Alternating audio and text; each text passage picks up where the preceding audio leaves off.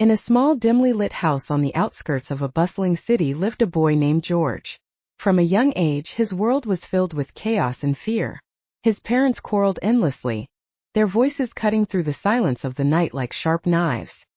His father, a man with a short temper and a heavy hand, often took his anger out on his mother. The sounds of her muffled cries became the background score to George's childhood. As George grew older, the weight of his reality pressed down on him.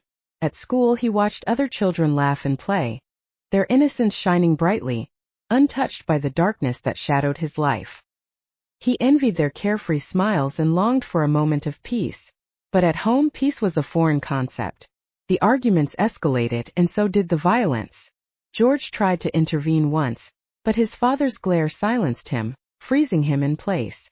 The guilt of his helplessness gnawed at him, carving deep scars into his mind. He began to withdraw from the world, fearing judgment, pity, or worse, indifference.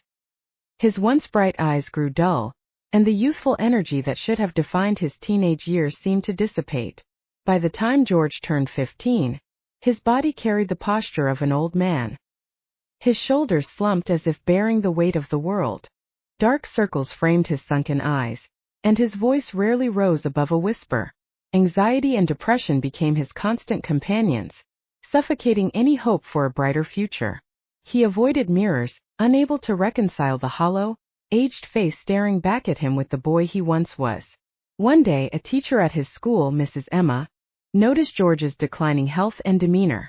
She called him aside after class, her voice gentle but firm. "George, is everything okay at home?" she asked. Tears welled up in his eyes, the dam of silence threatening to break. But years of fear and mistrust held him back. Sensing his hesitation, Mrs. Emma didn't press further. Instead, she assured him that her door was always open. That small moment of kindness planted a fragile seed of hope in George.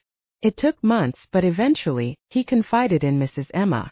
She connected him with a counselor, someone who helped him put words to his pain and taught him ways to cope with his emotions. Slowly, George began to find solace in writing, pouring his thoughts and feelings into a journal.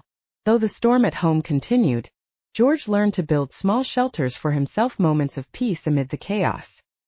He began to see that his father's actions were not his fault, and that he had the strength to break the cycle of violence.